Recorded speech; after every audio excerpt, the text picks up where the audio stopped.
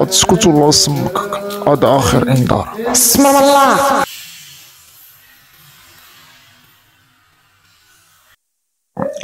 كنا كل نهار ديال الخميس كنلعب كورة كنمشي. علاش نهار الخميس بالطبع حيت الوالد كيكون في السوق وكيجيب الحوت مع 12 بالضبط، كيشويهم الحوت. والمهم ملي كتسمع الصوت ديال الدوش، اولا علاش كندوش باخبار الوالد ملي كنجي من الكورة، حيت الوالد مانع عليا يلعب كورة. السبب شنو هو ما عرفتش الصراحة، بدا عليا قال لي الكورة ممنوعة داكشي علاش قال لي انا الكورة ميمكنش نتفرج عليك علاش كنلعب بالاخبار، وكنجي خصني ندوش بالاخبار. كندوش عادي نورمال كتخرج، غير هو في بعض الاحيان كيوقعوا شي بلانات. مثلا اصاحبي حتى سولت نص الفوطه، يكون عندك 3 الاختيارات. الاختيار الاول انك تعيط لشي واحد يجيب لك الفوطه، ولكن انا عايش غير انا والوالد، ملي باش نعيط للوالد نقول يجيب لي الفوطه ما يمكنش حيت مانع عليا نلعب كره. ثاني اختيار هو انك تلبس حوايج فاسكين وتخرج. اختيار منطقي هو اللي خصو يكون اصلا وما عمرش كاين اللي درتو ما غاديش يكمل الفيديو. داكشي علاش هاد الاختيار تا وحيدو.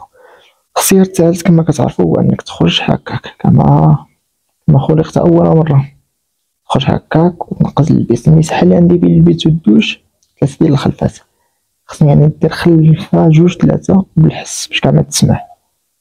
وهذا هو الاختيار المنطقي، غير هو اختيار صعب. علاش؟ حيت الا بقيتي تحصلتي ماشي حصلتي الكرامه ديالك غتمشي. تخيل نتايا يشوفك الوالد ديالك كما خلقت اول مره بدون ملابس، حاجه اللي شويه قاصحه. حنا ما غاديش نسوا الفوطه وما غاديش بزاف ديال الحوايج. كاين الا قدر الله نسيناها، هادو 3 ديال الحلول.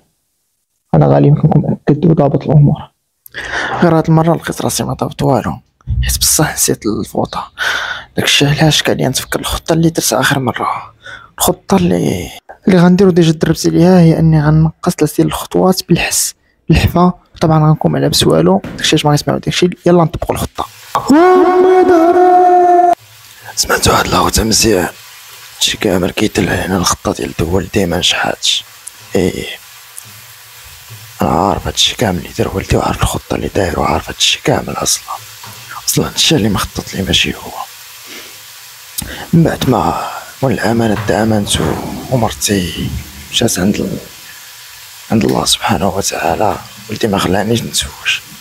كما كتشوفوا انا باقي شباب، وبغيت انا نكمل ديني ونعمر داري. داكشي علاش ما كان عليا غير نتزوج بالسر. داكشي اللي درت، تزوجت بالسر وهي بقات عند والديها. ولكن الانسان كيتوحش مرتو، كيتوحش زمانو. داكشي علاش بقيت كنفكر فشي خطه مثاليه اللي نقدر نجيب مرتي للدار وفي نفس الوقت ما نضيعش الخطا ديال والدي، حيت هو ما عندي، وهو كلشي اللي بقى لي من مو. ما علينا، انا ما عنديش مشكل مع كره، ما عنديش مشكل ودي يلعب كره، ولكن بالعاني درتها سبه. حيت انا عارف ولدي ما يمكنش يتفرج على كره مخلطه ليه مع الدم. داكشي علاش قلت ليه ما تلعبش كره، حقا عطيتو اسباب تافهه. المهم هو كيسمع ليا هضرتي الله يرضي عليه، وهو كيلعب كره كل نهار الخميس. علاش؟ حيت انا كنكون في السوق، انا بالعاني كنجي وكنطيب كما كتشوفوني كما كندير دابا، باش نجحد الصوص ديال البورطه باش ما يتسمعش بلي راه كيدوش. كاين انا ديجا شايفو فاش كان كيقاد الخطه، وديجا شايفو فاش كان كيقاد كلشي داكشي اللي باغي يدير. ولدي كل نهار الخميس كيمشي يدوش.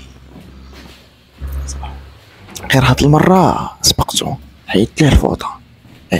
انا اللي حيدت ليه الفوطه باش غيمشي للدوش ما غاديش يلقى الفوطه.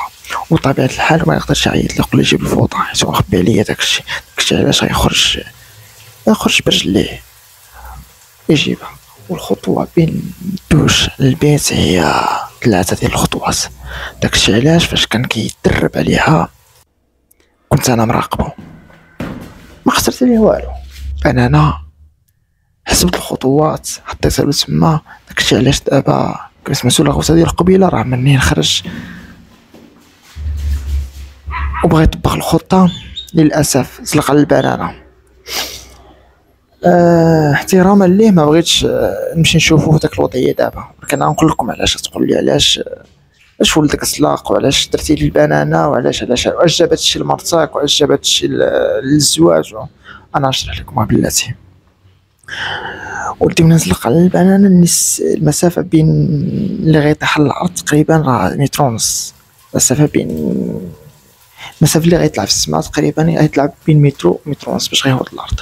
منين غيطيح يكون عنده جوج الحلول، يا اما غيتهرس يا اما غيجي فقدان الذاكره. جا فقدان الذاكره داكشي اللي بغينا. غادي نقولوا لي بلي هذه هي الام تاعو اللي هي مرتي الثانيه. الا ما جاش فقدان الذاكره وغيتهرس، ديك الساعه غنديروا حل مؤقت، ولا ندير الخطه الثانيه. الحل المؤقت يعني ولدي يعني غيجلس واحد السيمانه مهرس، ما غيخرج ما غيدخل، وهاد السيمانه كافيه باش ندوز احسن ويكاند مع زوجتي حبيبتي قرة عيني.